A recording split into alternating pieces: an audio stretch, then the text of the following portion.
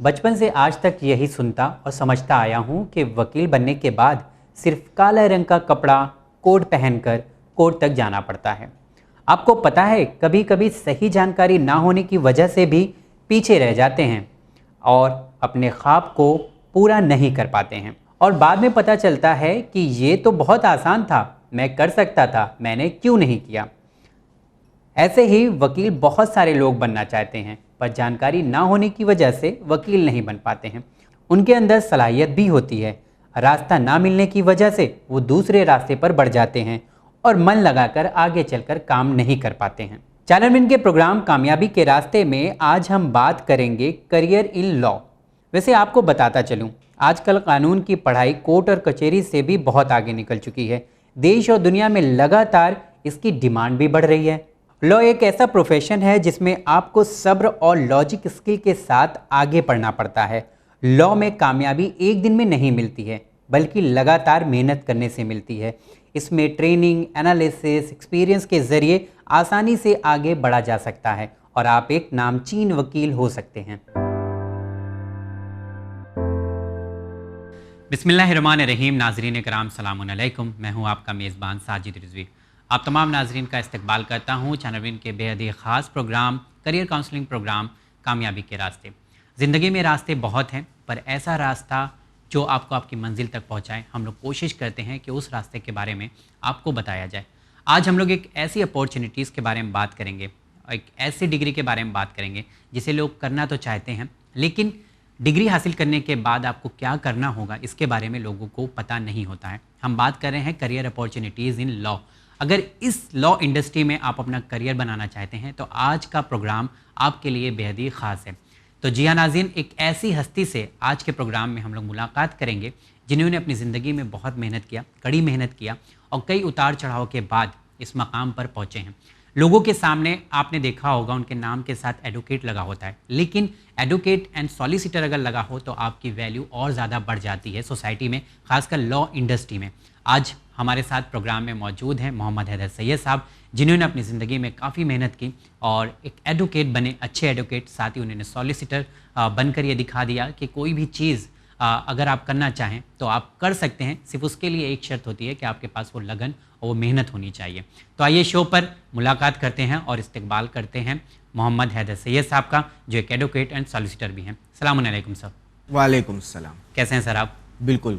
सबसे पहले तो आपका बहुत बहुत शुक्रिया अदा करना चाहता हूं कि आपने अपना वक्त निकाला। आज आपके एक्सपीरियंस से हमारे जो बच्चे हैं, व्यूअर्स हैं, वो काफ़ी कुछ सीखने वाले हैं। नहीं, मैं भी जो है चैनल विन को बहुत बहुत मुबारकबाद देना चाहूँगा उनके इस इनिशिएटिव के लिए, क्योंकि मैंने जो अपने करियर में देखा है कि हमारी कौम में जो है टैलेंट बहुत है जी, बेपनाह टैलेंट है, सिर्फ काउंसलिंग की ज़रूरत है। बहुत लोग ऐसे हैं कि जो टैलेंटेड हैं, एकेडमिकली काफ़ी स्ट्रॉन्ग है, पढ़ाई लिखाई में अच्छे हैं, लेकिन कोई गाइडेंस नहीं है बिल्कुल कि कैसे किस रास्ते पर जाना है। और किसी रास्ते को अगर वो चुनते भी हैं, जैसे बहुत सारे लोगों का जो है एम्बिशन रहता है कि मतलब बचपन से देखा है कि डॉक्टर हैं तो क्या हमें डॉक्टर बनना है, लेकिन पाथवे नहीं है कि वो डॉक्टर बनना है तो वो वहाँ तक पहुँचने का रास्ता क्या है। लॉ करना है लेकिन गाइडेंस नहीं है। तो मैं मुबारकबाद दूंगा कि पिछले 5 साल से जो है चैनल विन कामयाबी के रास्ते के जरिए जो है कौम के बच्चों को गाइड कर रहा है, उनको जो है वो मिशले राह बनकर खड़ा हुआ है कि भाई अंधेरा तुम्हारे रास्ते में नहीं आएगा। विन जो है वो मशाल लेकर खड़ा हुआ है। बिल्कुल सर। और काफ़ी सवाब का काम है और दयानतदारी भी मैं इसमें कहूँगा चैनल विन की, कि वो सारा सवाब जो है अकेले नहीं हासिल कर रहे हैं, वो हम जैसे लोगों को भी मौका दे रहे हैं कि वो आए और सवाब में थोड़ा सा हिस्सा जो है। नहीं सर, एक्सपर्ट बुलाने का मतलब ही यही है, क्योंकि आपने बहुत सही बात अभी कही कि जो है बहुत सारे लोगों के अंदर वो जज्बा है लेकिन उन्हें सही रास्ता नहीं मिलता, जिसकी वजह से वो मंजिल तक नहीं पहुंच पाते हैं। तो आज उम्मीद करता हूं जो आपका एक्सपीरियंस है आप अपने हमारे बच्चों को बताएंगे और आपके एक्सपीरियंस शेयर करेंगे तो शायद किसी को रास्ता मिल जाए कि क्या करना होगा। तो मैं ये जानना चाहूँगा कि हम लोग बहुत कन्फ्यूज़ रहते हैं, जैसे आपने कहा कि रास्ता नहीं मिलता है, तो क्या आपके साथ भी ऐसे ही कुछ हुआ है आपकी ज़िंदगी में? थोड़ा सा आप अपने बारे में बताएं, कैसे इस फील्ड में आपका आना हुआ? मैं जो है इनफैक्ट ये कहूँगा कि मुझे जो आसानियाँ जो है इस करियर में जो है पेश आई हैं, मतलब जो सारे रास्ते मुझे आसान लगे हैं और मैंने अपने कलीग्स को देखा है कि जिन रास्तों पर मैं बहुत आसानी से चल रहा हूँ क्योंकि मेरे पास गाइडेंस था। हमारे बड़े भाई हैं, मैं उनका बहुत शुक्रिया अदा करना चाहता हूँ कि जो है आज जो हम यहाँ तक पहुँचे उसमें उनका एक बहुत बड़ा हाथ है, क्योंकि वो खुद एक जो है एडवोकेट है, प्रैक्टिसिंग एडवोकेट है। तो उनका जो है गाइडेंस था, तो हमको वो रास्ते काफ़ी आसान लग रहे थे। लेकिन हम अपने वही कलीग्स को देख रहे थे जो हमारे कंपैट्रियट्स हैं, उनको काफ़ी मुश्किल लग रहा था कि जो है उनको हर जगह के ऊपर जो है वो परेशानियां, दिक्कतें आ रही थी कि जो है अब यहाँ से क्या, अब यहाँ से क्या। और हमारे पास जो है घर में ही जो है वो काउंसलिंग मौजूद थी कि अब यहाँ से राइट है, यहाँ से लेफ्ट है, यहाँ से सीधे जाना है। तो वहाँ से जो है हम डिस्टिंग्विश कर पा रहे हैं कि जो आसानियां हमको पेश आ रही हैं वो आसानियां हमारे लिए हैं क्योंकि काउंसलिंग है, और वो दिक्कतें हैं दूसरे लोगों के लिए जिसके पास वो काउंसलिंग नहीं है जो हमारे पास मौजूद है। बिल्कुल। तो ये एक अच्छी बात है कि आपके बड़े भाई ने आपको पूरा रास्ता दिखाया और आज आप इस मकाम पे पहुंचे हैं। तो मैं जानना चाहूंगा कि आपने क्या किया, ग्रेजुएशन किया, फिर मतलब थोड़ा सा हिस्ट्री बताएं पढ़ाई लिखाई से मुतालिक। बड़ी एंटरटेनिंग जो है, अगर मैं छोटे से 2 मिनट में जो है अपना लाइफ हिस्ट्री बता दूं कि कैसे यहाँ तक पहुँचा।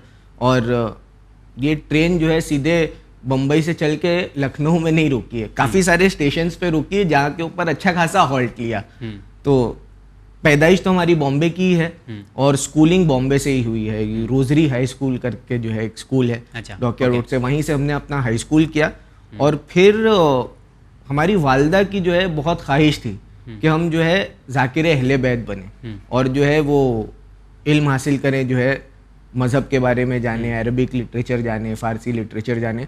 तो उन्होंने जो है हमको दीनी तालीम के लिए जो है लखनऊ भेज दिया। ओके। तो वहाँ पर हम एक मदरसे में जो है जी मदरसे में हम आलिम तक भी पढ़े हुए हैं। ओके। और वहीं पर जो है पैरेलली हमने इंटर किया और ग्रेजुएशन भी किया। ओके, दीनी तालीम के साथ?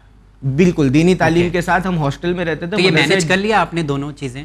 बिल्कुल, मदरसे में रह के आपने और नहीं मैनेज कर लिया। थोड़ा सा जो है मुश्किल जो है पेश आती थी, लेकिन वो कहते हैं ना जहाँ पे चाह है वहाँ पे राह है। बिल्कुल। तो जो है पूरी तरीके से लगन से लगे रहे, बिल्कुल वो पानी की तरह जो पत्थर पे नहीं टकराते रहता है, फिर कहीं से सीपेज उसको मिलता है तो वो निकल जाता है, बिल्कुल वैसे ही। तो 5 साल जो है 4.5 साल के करीब हम लखनऊ में थे, जहाँ पे जामतुत तबलीग मिर्ज़ा जाफ़र अब्बास साहब का जो हौज़ा इल्मिया है वहाँ पर हम हॉस्टल में थे। उनका भी काफ़ी शुक्रिया अदा करेंगे और उनका भी काफ़ी एक हमारी जो है एज अ कैरेक्टर को जो है मोल्ड करने में बहुत बड़ा हाथ है उनका भी। 4.5 साल जो है उनके जो है शागिर्दी में रहे। और साथ ही साथ जो हमने शिया कॉलेज से ग्रेजुएशन भी किया। और ये जो है जामिअत तबलीग हौज़ा इल्मिया जामिअत तबलीग की भी एक वो है कि वो हालांकि हौज़ा इल्मिया है, मदरसा है जहाँ पे दीनी तालीम दी जाती है, लेकिन वो दुनियावी तालीम को भी प्रमोट कर रहे थे। और उन्होंने हमको वो मौका दिया। तो ग्रेजुएशन करके फिर हम बॉम्बे आ गए और यहाँ पे गवर्नमेंट लॉ कॉलेज है, वो इंडिया के जो है one of the most reputed law colleges में से है। वहाँ से हमने 3 साल का लॉ किया।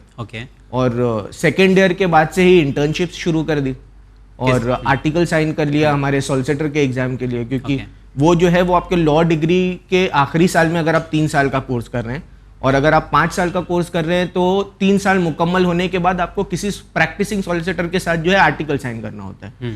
तो हमने सेकेंड ईयर खत्म होते होते जो है एक सॉलिसिटर के साथ में आर्टिकल साइन कर लिया, फिर लॉ डिग्री मुकम्मल की और फिर सॉलिसिटर का एग्जाम। तो मैंने ऐसा सुना है कि सॉलिसिटर बनने के लिए कड़ी मेहनत करना होता है, तो क्या ये सच्चाई है? इतना टफ एग्जाम है ये?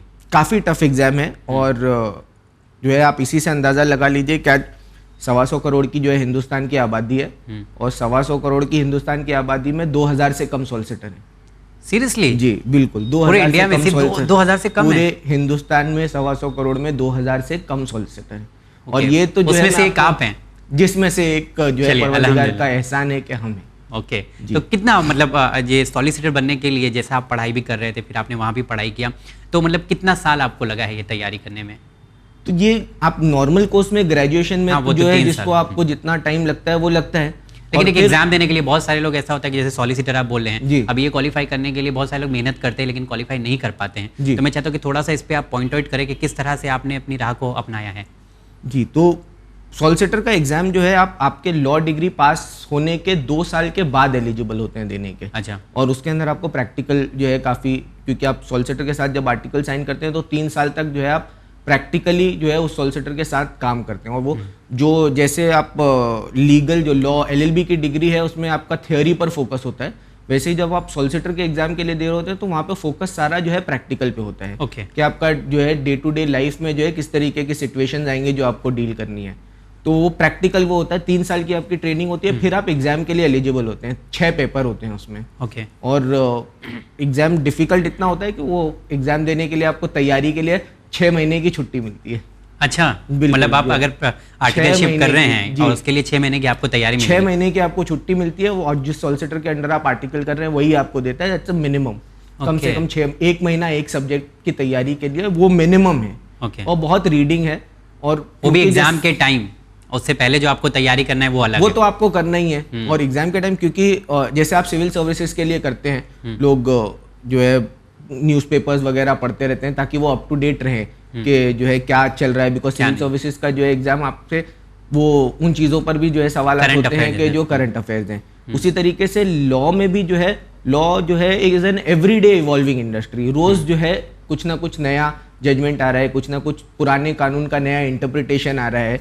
तो उस तरीके से जो है आपको जजमेंट्स और लॉज से जो है एकदम अप टू डेट रहना पड़ता है, आपको रोज पढ़ते रहना पड़ता है। क्योंकि आपके एग्जाम में हो सकता है आपके पेपर से जो है 10 दिन 15 दिन पहले कोई जो है जजमेंट सुप्रीम कोर्ट ने पास किया है कि जिसमें किसी कानून का अलग तरीके का इंटरप्रिटेशन किया है, तो वो आ जाए आपके एग्जाम वो आ में। जाए, तो ओके। बिल्कुल आपको अप टू डेट रहना पड़ता है। इसके लिए जो है आपका जो थ्योरी है, लीगल जो सब्जेक्ट, वो पढ़ते तो आप रहते ही हैं, लीजिए आपको लॉ जैसे जैसे इवॉल्व हो रहा है उससे भी आपको अप टू डेट रहना पड़ता है। ओके, चलिए, ये एक्सपीरियंस रहा है जो इन्होंने बताया कि आपको पूरा एकदम अलर्ट रहना है अपनी एजुकेशन को लेकर, और जो करंट अफेयर है उस पर कड़ी निगाह बना के रखना है आपको। चलिए, एक लॉ के बारे में अगर करियर बनाने कोई जाता है तो हमारी फैमिली में एक कल्चर होता है कि आप लॉयर अच्छा बनेंगे तो आपको बहुत झूठ बोलना पड़ेगा। तो मैं चाहता हूँ कि लॉ क्या है हकीकत में, ये थोड़ा सा बताएं आप। देखिए, ये सोच जो है इसको आप थोड़ा सा क्लियर करें। लॉ जो है, चूंकि ये चैनल विन का प्लेटफॉर्म है, इसलिए मैं आपको बिल्कुल ऐसी मिसाल दे दूं कि जो जिससे जो है वो समझने में कोई परेशानी दिक्कत ना हो और लोग एकदम समझ जाएं। ये लॉ जो है कुछ नहीं है, एक सेट ऑफ रूल्स हैं जो बनाए गए हैं यहाँ के लोगों के लिए। हम हिंदुस्तान में रहते हैं तो हिंदुस्तान के लोगों को किस सेट ऑफ रूल्स को फॉलो करना है, ये एक सेट ऑफ रूल्स है। और जो है कॉन्स्टिट्यूशन है जो प्रिंसिपल है, गाइडिंग लाइट है, और फिर बहुत सारे दीगर जो है छोटे छोटे जो है एक्ट्स होते हैं जो कॉन्स्टिट्यूशन से मिले होते हैं। उसकी मिसाल अगर आप देखेंगे, जैसे कुरान करीम है, तो कुरान करीम में जैसे हर चीज का हुक्म है, नमाज पढ़नी है, तरीका नहीं है। फिर वो आपको अहादीस से लेना है, जो और आइमा की जो है जिंदगी से लेना है। तो वैसे ही कानून में भी है, कॉन्स्टिट्यूशन है वो प्रिंसिपल है। ओके, इंसान को जीने का हक है। हाँ, अब इंसान को जीने का कैसे कैसे हक है, उसके लिए दूसरे छोटे छोटे छोटे छोटे कानून है। वो जमीन के लिए उसके पास जो है वो ट्रांसफर ऑफ प्रॉपर्टी का कानून है, और जो है दीगर जो है जो जराइम है उनके लिए जो है इंडियन पीनल कोड है। वैसे ही जो एक प्रिंसिपल है, और प्रिंसिपल को इलेबोरेट करने के लिए छोटे छोटे कानून है। और बिल्कुल जैसे जो है कुरान और हदीस है कि हदीस को जो है आप कुरान से मिलाइए, अगर कुरान से मिल जाए तो वो सही हदीस है, नहीं मिल रही है तो फिर दीवार पे फेंक दीजिए। उसी तरीके से कानून भी है। आपने देखा होगा कि बहुत बार आप लोग जो है न्यूज़ पे देखते होंगे कि ये कानून ही चैलेंज कर दिया गया है कि ये कानून को कैंसिल किया जाए, ये कानून को रिपील किया जाए। तो वैसे वो कानून जो है वो छोटी छोटी हदीसों की मिसाल समझ लीजिए, उसको कॉन्स्टिट्यूशन से मिलाया जाता है। अगर कानून जो है बिल्कुल उसी ढर्रे पे, जो ढर्रे पे कॉन्स्टिट्यूशन है, तो वो कानून ठीक है। अच्छा, अगर वो जरा सा भी जो है लेफ्ट राइट जा रहा है, कॉन्स्टिट्यूशन से उसकी राह नहीं मिल रही है, या कॉन्स्टिट्यूशन ए बोल रहा है, कानून बी बोल रहा है, तो उसको सुप्रीम कोर्ट स्ट्राइक ऑफ कर दे, ये कानून गलत है। क्योंकि प्रिंसिपल जो है एक रास्ता बता रहा है, ये कानून अलग रास्ता बता रहा है। आपने बहुत बेहतरीन मिसाल हमारे नाजरीन के सामने रखा है कि आपको जो कॉन्स्टिट्यूशन है वो पढ़ना होता है, जो प्रिंसिपल है उसको ध्यान में रखना होता है जी। और ये ऐसी मिसाल थी कि शायद आसान करे आपकी राह को। साथ ही मैं जानना चाहूँगा कि उन यूथ को आप क्या कहना चाहेंगे यहाँ से, जो मतलब सवाल यह है कि कौन से ऐसे एलिमेंट्स हैं जिस पे यूथ को पूरा ध्यान रखना है अगर इस फील्ड में वो अपना करियर बनाना चाहते हैं। देखिए, बेसिक सबसे स्किल्स के तो लॉ एक ऐसी फील्ड है जो वो शख्स चुने जिसको किताबों से मोहब्बत है, किताबों से प्यार है। क्योंकि जैसे कि मैं अभी जो है चंद सेकंड पहले बता रहा था कि कॉन्स्टेंटली एवरीडे बेसिस पे इवॉल्विंग फील्ड है, तो आपको किताबों से जो है रोज तमस्सुक रखना है, आपको रोज किताबें पढ़ते रहना है जब तक आप प्रैक्टिस में। तो जिसको किताबों से मोहब्बत नहीं है उसके लिए थोड़ा सा जो है दिक्कत आ सकती है, परेशानी आ सकती है, क्योंकि ये वो प्रोफेशन नहीं है जिसमें आपको फील्ड पे काम करना है। ये वो प्रोफेशन है जहां पे आपका जो है तमस्सुक किताब से यहां हटा कि आप रेलेवेंट फिर नहीं रहेंगे सोसाइटी के लिए, क्योंकि आप जो है कल का कानून जानते हैं। यानी आपको फील्ड में रह के पढ़ाई करना ही पड़ेगा, पढ़ते रहना है, रोज पढ़ाई करना है, रोज पढ़ते रहना है। इनफैक्ट जो है जो सॉलिसिटर की जो हमारी ट्रेनिंग होती थी, तो जब हमने सॉलिसिटर को ज्वाइन किया था, तो उस ट्रेनिंग में जो है एक चीज ये होती थी कि एवरी डे बेसिस के ऊपर जो हमारे सीनियर थे उनको बोलते थे कि रोज आपको सुप्रीम कोर्ट के 5 जजमेंट पढ़ने हैं, रोज। और शाम को उनको बताना है कि आपने क्या जजमेंट पढ़ा है, उसमें सुप्रीम कोर्ट ने क्या बोला है, क्या फैक्ट्स थे, कैसे डिस्टिंग्विश किया है वगैरह वगैरह। तो पढ़ते रहना है, क्योंकि रोज इवॉल्व हो रही है फील्ड, तो आपको रोज पढ़ते रहना। आज आपने नहीं पढ़ा तो आज का कानून जो है वो आपसे छूट जाएगा, तो आप उतने पीछे हो जाएंगे। तो ये एक क्वालिटी बताया, नॉर्मली हमारे पास डिग्री आ जाती है तो हमारी पढ़ाई स्टॉप हो जाती है और हम जॉब करने लगते हैं जी। लेकिन शायद ये एक ऐसी पढ़ाई है जो आपको पढ़ते ही रहना है जब तक आप इस फील्ड में रहना है। तो वो पढ़े। दूसरी चीज क्या है कि अगर हम सुनी सुनाई लोग अभी देखते हैं कि बहुत सारे लोग डिग्री में एडमिशन हो जाता है, लॉ करने लगते हैं, तो मतलब ऐसे लोगों के लिए आप क्या कहना चाहेंगे? तो देखिए, लॉ जो है, फिर वापस से मैं उसी तरफ जाता हूँ, लॉ जो है एक ऐसी डिग्री है जो एकेडमिकली जो है बहुत ज़्यादा डिफिकल्ट नहीं है अटेन करना। एग्ज़ाम जो है एक एवरेज जो है एग्ज़ाम होता है, बहुत डिफिकल्ट नहीं होता है, बहुत आसान नहीं होता है। लेकिन एक अच्छा लॉयर बनने के लिए, अच्छा लॉयर वो होता है जिसके पास में अच्छा प्रैक्टिकल नोहाव होता है और अच्छी जो है समझ होती है चीज़ों को इंटरप्रेट करने के लिए। अब जिसकी मिसाल जो है, हमने जो है मजालिस सुनते हैं, हम तो जो है उस जो है मदरसे से आते हैं कि जहाँ के ऊपर जो है हम बचपन से जो है तालीम, तो हम जैसे मजलिस में होता है एक आयत जो है, जो भी जाकिर है वो एक आयत ले लेता है और फिर उसमें 1 घंटे की जो है उस आयत की तशरीह होती है कि ये आयत को जो है आप अगर इस जाविये से देखेंगे तो परवरदिगार ये बोल रहे हैं, आप अगर यहां से देखेंगे तो ये बोल रहे हैं। तो जैसे कि अरबी जबान है, एक लफ्ज के 70 माना, 70 माना के 70 माना, वैसे ही कानून भी है। कानून जो है प्रिंसिपल लिखा हुआ है, लेकिन उसका इंटरप्रिटेशन बहुत सारी तरीके से हो सकता है। ओके। तो रीडिंग उसके लिए, प्रैक्टिकल नोहाव के लिए आपको जरूरी है कि आप वो एक लाइन को जो है पढ़ते नहीं, 1 बार पढ़ें, 2 बार पढ़ें, तो जब आप उसको 10 बार पढ़ेंगे तो आपको कोई नई चीज समझ में आएगी। 11वीं बार पढ़ेंगे तो कोई नई चीज समझ में आएगी। एलिजिबिलिटी क्राइटेरिया क्या होता है? बहुत बेसिक एलिजिबिलिटी क्राइटेरिया है। 2 तरीके के जो है लॉ कोर्सेज होते हैं। एक 3 ईयर लॉ कोर्स होता है आपका, जो आपके ग्रेजुएशन के बाद होता है। एक 5 ईयर लॉ कोर्स होता है जो आपका स्टैंडर्ड 12th के बाद में होता है, वो इंटीग्रेटेड कोर्स जी। और दोनों का जो है आज की तारीख में जो है एडमिशन क्राइटेरिया ये है, जैसे कि और दूसरे जो है प्रोफेशनल कोर्सेज के लिए हो गया, आप 12th के बाद करें या ग्रेजुएशन के बाद करें, एंट्रेंस एग्जाम होता है और 2 लेवल पे एंट्रेंस एग्जाम भी होता है। आपका महाराष्ट्र के लिए जो है अलग होता है, और नेशनल लॉ स्कूल्स जो हैं आज की तारीख में इंडिया में ऑलमोस्ट 23 नेशनल लॉ स्कूल्स हैं, उनका एक एंट्रेंस एग्जाम अलग होता है।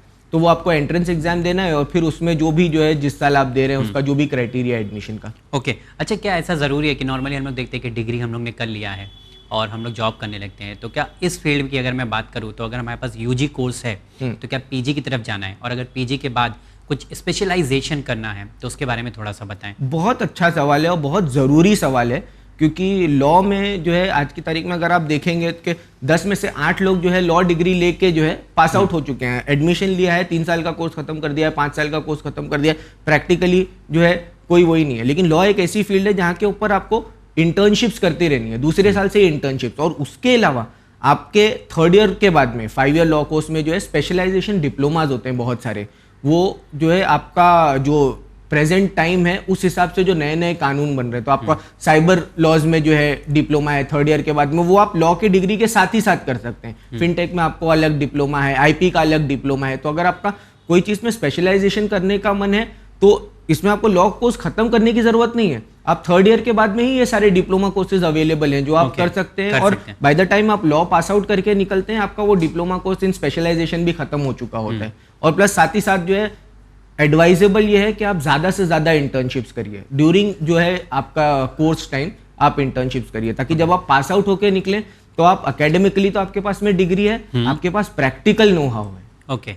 तो मतलब जो यूजी के कोर्स के साथ अलग एक्स्ट्रा सर्टिफिकेट कोर्स भी आपको करना है और प्रोफेशनल कोर्स की तरफ बढ़ना है तो ये भी आपको कराएंगे तो बहुत अच्छा है, आपकी वैल्यू ऐड होगी। बिल्कुल। साथ ही अगर इंडिया की हम बात करें तो इंडिया में देखा जाता है कि बहुत सारी ऐसी फील्ड है जो बहुत ज़्यादा इमर्ज कर रही है, उस फील्ड में करियर अपॉर्चुनिटी भी है। तो लॉ इंडस्ट्री की अगर मैं बात करूँ तो इस फील्ड में कौन सी ऐसी लाइन है जिस पर मतलब बहुत ज़्यादा स्कोप देखा जा सकता है? जी, तो अच्छा सवाल है। इनफैक्ट ये सवाल जो है हर चीज़ के लिए रेलेवेंट है, क्योंकि जमाना जो है रोज बदल रहा है, तो जो है हर चीज रोज बदल रही है। मेडिकल भी इमर्जिंग फील्ड है, लॉ भी इमर्जिंग फील्ड है, और इमर्जिंग फील्ड लॉ में क्या है वो आपको जमाने के हिसाब से देखना है। जमाना जिस तरफ जा रहा है, अब अगर कोई एक नया चलन मुआशरे में आ रहा है तो जाहिर सी बात है उस चलन को गवर्न करने के लिए कानून भी है, बिल्कुल होने जरूरी है। जैसे मैंने आपको बताया कि लॉ कुछ नहीं है, it's a set of rules for a set of people. तो अगर कोई नया जो है चलन माशरे में आया है तो उस चलन को गवर्न करने के लिए नए कायदे चाहिए, नए कानून चाहिए। अब आज की तारीख में जो है अगर आप इमर्जिंग फील्ड्स पूछें मुझसे तो फिनटेक है। जैसे पहले के ज़माने में अगर आपको से किसी को पैसा ट्रांसफ़र करना था तो आपको ऑल द वे बैंक जाना पड़ता था या उसको चेक देना पड़ता था, वो चेक डिपॉजिट करता था, 3 दिन में आते थे। आज आपने फ़ोन उठाया और गूगल पे उनका नंबर डाला, जो पैसे 1 सेकंड के अंदर चले गए। तो ये जो है फाइनेंस और टेक्नोलॉजी जो है मिल गए। टेक्नोलॉजी से फाइनेंस मिल, तो अब इसको गवर्न करने के लिए भी बहुत सारे कानून आ गए कि जो टेक्निकल फाइनेंस है वो उसके क्या कवानीन है, वो आपका ये हो गया। सेकंड, आपने देखा होगा बहुत सारा न्यूज़पेपर्स में आप पढ़ते होंगे डेटा प्रिवेसी, आपका डेटा माइनिंग कर रहे हैं। बहुत सारे लोगों का यही प्रोफेशन है कि वो डेटा जमा करते हैं और डेटा बेचते हैं, क्योंकि आजकल की तारीख में जी बिल्कुल सबसे ज्यादा बड़ा एसेट जो होने वाला है वो डेटा होने वाला है। जिसके पास डेटा है वो किंग है। तो डेटा प्रिवेसी के ऊपर जो है काफी जो है कानून का जो है बात चल रही है। तो data privacy is another emerging field in law, जो कल की तारीख में बड़े कानून होंगे और बड़े प्रैक्टिस एरियाज होंगे। डेटा प्रिवेसी हो गई, आपकी फिनटेक हो गई, उसके अलावा आपका इंटेलेक्चुअल प्रॉपर्टी, क्योंकि आज की तारीख में हर चीज़ इतनी डिजिटलाइज हो गई है। तो कॉपीराइट, ट्रेडमार्क, ये कल की तारीख में जो 6 महीने में एक कॉपीराइट का डिस्प्यूट होता था, आज एक दिन में 6 होते हैं। अच्छा, तो कॉपीराइट है, ट्रेडमार्क है, पेटेंट्स है। इनफैक्ट यहाँ के ऊपर मैं रुक के एडवाइस करना चाहूँगा उन बच्चों के लिए कि जो साइंस की तरफ ज़्यादा जिनका रुझान है। पेटेंट लॉ ऐसी चीज़ है जिसके लिए आपका साइंस का बैकग्राउंड होना ज़रूरी है। तो अगर आपको साइंस से मोहब्बत है और आपको लॉ से मोहब्बत है तो बहुत अच्छी चीज़ है कि आप लॉ में जो है करियर बनाइए, पेटेंट्स में, प्रैक्टिस एरिया में, जिसमें अंदर साइंस का भी आपका जो है वो इन्वॉल्वमेंट हो सकता है। ओके, अभी आज के टाइम पे जैसे इतनी सारी फील्ड है, इमर्जिंग फील्ड के बारे में आपने बताया है, तो कौन से ऐसे चैलेंजेस है स्पेशली जॉब के लिए जो यूथ को अपने आप को तैयार रखना है? जी, मैंने ये देखा है कि बात समझाने के लिए जो है ना, अगर आप मिसाल दे देना तो बात जल्दी पहुंचती है। तो ये बताते थे कि मिसाल से बात समझाना बहुत आसान इजी होता है। हाँ। तो आपने बचपन में जो है म्यूजिकल चेयर्स खेला होगा, जिसके अंदर खेलने वाले जो है समझ लीजिए 10 बच्चे हैं और कुर्सी 8 है।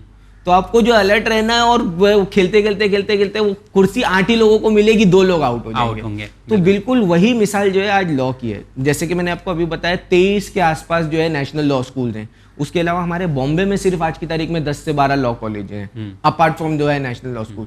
तो आप देख लीजिए कि कितने बच्चे निकल के आ रहे हैं। जॉब अपॉर्चुनिटीज लिमिटेड है। तो म्यूजिकल चेयर्स का है, कुर्सियां कम है, एप्लीकेंट ज्यादा हैं। तो उसके लिए to keep yourself ahead of the race, law की डिग्री 5 ईयर आप कंप्लीट करेंगे तो लॉ की डिग्री ए के पास भी होगी, लॉ की डिग्री बी के पास भी होगी, लॉ की डिग्री सी के पास भी होगी। लेकिन ए के पास में जो है 2 साल का से इंटर्नशिप एक्सपीरियंस है, तो वो आपका एडेड वो ज्यादा प्रेफरेंस। ए के पास में जो है से आईटी में डिप्लोमा सर्टिफिकेट है, वो एडेड इंसेंटिव है। तो आपको उस रेस में अपने आप को जो है आगे रखना है, कैसे आगे रखना है। और इंटर्नशिप भी जो है यहाँ पे मैं एक और जो है करियर एडवाइस ये दूंगा। मैंने ये देखा है कि आज की तारीख में, क्योंकि कॉलेजेस में मैंडेटरी है कि वो जब उनका सेमेस्टर ब्रेक होता है तो 1 महीने की इंटर्नशिप कराते हैं।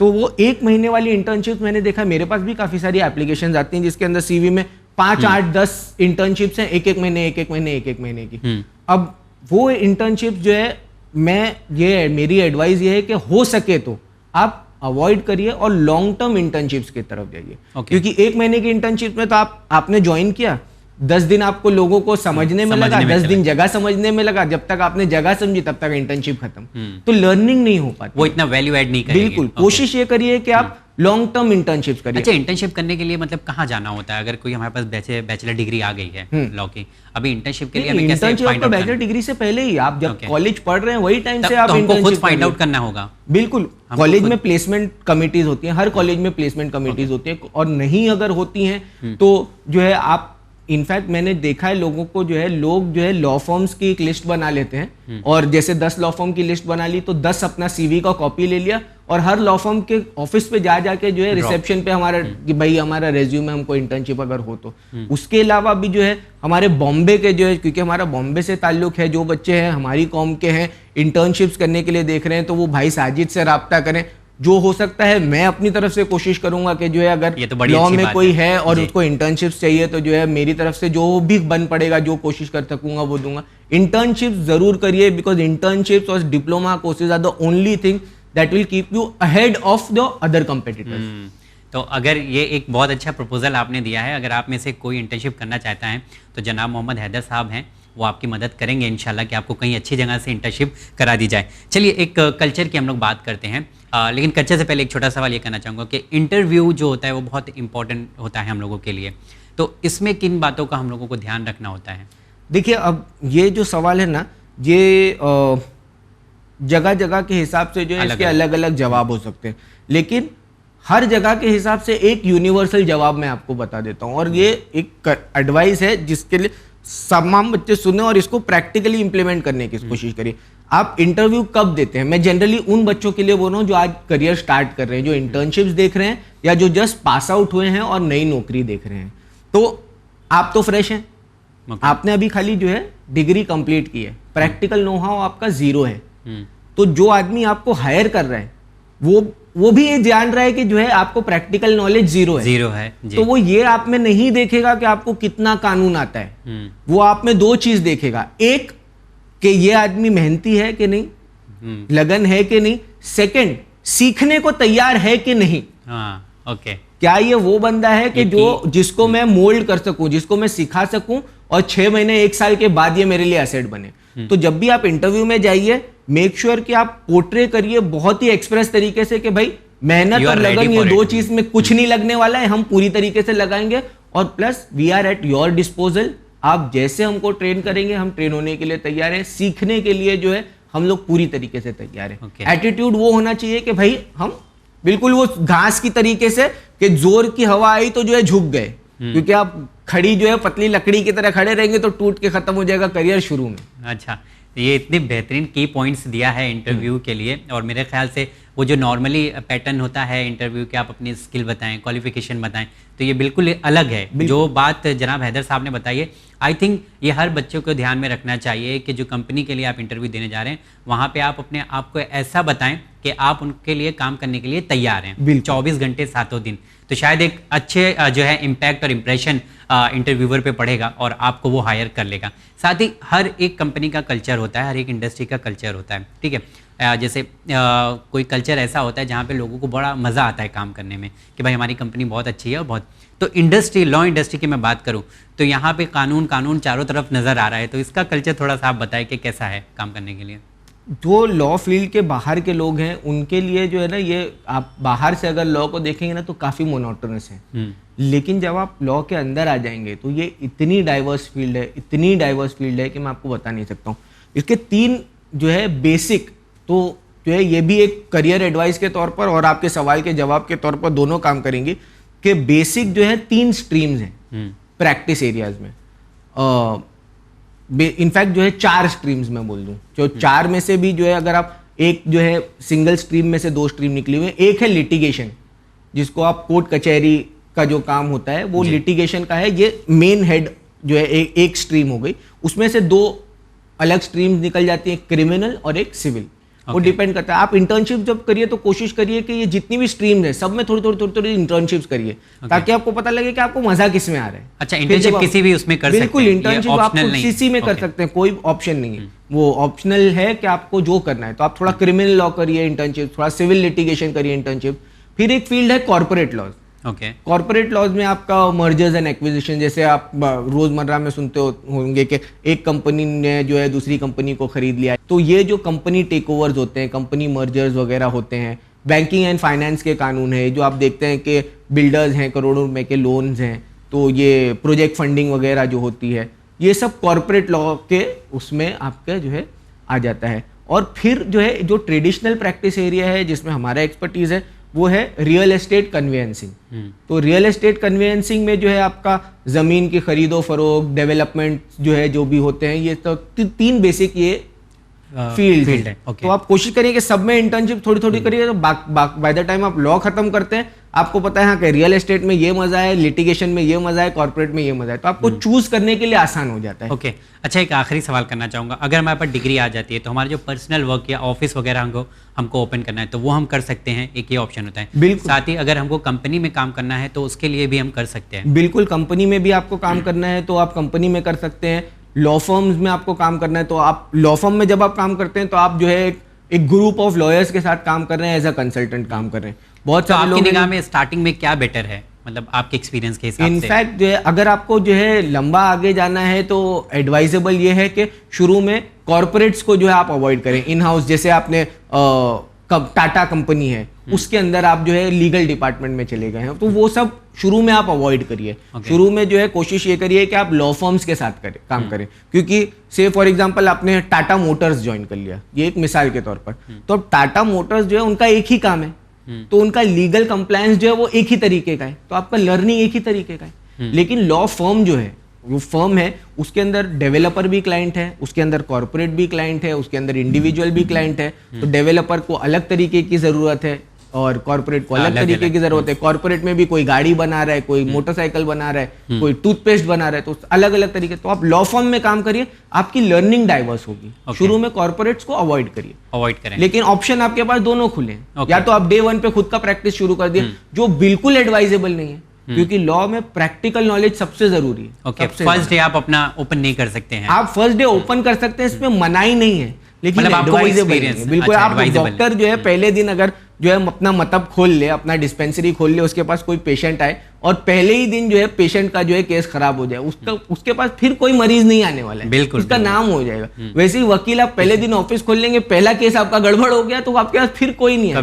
तो जरूरी है कि पास आउट होने के बाद किसी अच्छे सीनियर को ज्वाइन करिए, 3-4 साल जो है किसी के साथ काम करिए, सीखे, क्योंकि थियोरेटिकल लॉ जो है प्रैक्टिकल लॉ से बहुत फर्क है, बहुत ज्यादा फर्क है। ओके अच्छा, एक चीज और हम लोग देखते हैं, एग्रीमेंट वगैरह जो हम लोग बनाते हैं, ये बेसिक सवाल है मेरा जी। तो क्या ये यही डिग्री वाले बनाते हैं या इसके लिए कुछ अलग करना होता है? देखिए आज की तारीख में जो है अभी इसमें फिर से जो है वही मिसाल से आपको जो है वाजे कर देता हूँ। आज की तारीख में आपको जब बुखार चढ़ता है, तो जब आपको बुखार चढ़ता है तो दवा आपको मिलने के जो है 4 से 5 दरवाजे होते हैं। एक दवा जो घर में अम्मी बोलते हैं क्रोसिन खा लो, एक दवा वो है कि जो आप नीचे जाके मेडिकल स्टोर में, भाई बहुत तेज बुखार हो रहा है यार कोई दवा दे दो। तीसरे ये है कि आप जो है कोई जनरल फिजिशियन के पास चले गए, क्या भाई दवा दे दो। एक ये है आप MBBS के पास गए कि भाई बुखार है तो उसमें आपको जांचा, तो अम्मी वाली दवा भी हो सकता है आपको काम कर जाए लेकिन नुकसान भी कर सकती है। तो वैसे ही जो है अग्रीमेंट्स है आज की तारीख में हर आदमी बना रहा है, जिसको देखो जो है वो बना देता है। लेकिन स्पेशलिस्ट काम जो है हमेशा जो है एडवाइजेबल ये है कि स्पेशलिस्ट के पास जाइए, जो उस काम का जानकार है। तो जो काम वकील का है वो वकील करे, जो CA का है वो CA करे। चलिए, बहुत अच्छी बातें आज आपने हमारे व्यूवर्स को बताई है और उम्मीद करता हूं कि जो आपका एक्सपीरियंस है वो लोगों के बहुत काम आएगा।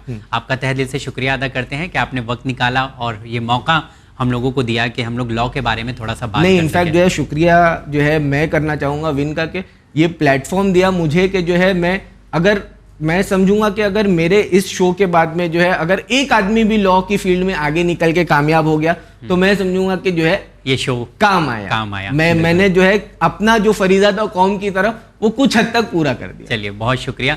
और आने वाले दिन में भी इंशाल्लाह हम लोग कोशिश करेंगे कि इसके बारे में और लोगों को बताया जाए। जैसे आपने कहा कि बहुत वास्ट फील्ड है, अभी काफ़ी कुछ इसके बारे में बात करना जरूरी। अलग अलग फील्ड के बारे में बात करेंगे तो शायद उसमें भी काफ़ी वक्त लगे। इंशाल्लाह फिर आपसे मुलाकात करेंगे बहुत जल्दी। तब तक के लिए आपका शुक्रिया अदा करते हैं और ज़रूरत पड़ी तो इंशाल्लाह आपको ज़रूर कॉन्टैक्ट करेंगे। ओके, बहुत शुक्रिया। तो जी हाँ नाज़रीन, हमारे साथ इस प्रोग्राम में कामयाबी के रास्ते में मोहम्मद हैदर सैयद साहब थे, जिन्होंने अपना एक्सपीरियंस आप तमाम लोगों के सामने रखा। उम्मीद करता हूं कि जिनका एक्सपीरियंस है, जिनका वर्क एक्सपीरियंस है, वो आपके ज़रूर काम आएगा। और किसी तरह का अगर आप इंटर्नशिप करना चाहते हैं, जैसा कि कहा साहब ने बताया था, तो अगर आप करना चाहते हैं तो आप रब्ता कर सकते हैं। शायद ये आपको किसी तरह से उस मंजिल तक पहुंचा सकें जहां आप पहुंचना चाहते हैं। सवाल भेजने के लिए अगर आप इससे रिलेटेड यानी लॉ इंडस्ट्री से रिलेटेड या एजुकेशन से रिलेटेड किसी तरह का कोई सवाल करना चाहते हैं तो आप व्हाट्सअप कर सकते हैं। हमारा व्हाट्सअप नंबर है 9619667578। साथ ही ईमेल भी कर सकते हैं winislam@gmail.com। इंशाल्लाह अगले एपिसोड में फिर आप तमाम लोगों से मुलाकात करेंगे। तब तक के लिए हमें दीजिए इजाज़त। हमारी टीम के साथ देखते रहिए चैनल विन। बहुत शुक्रिया।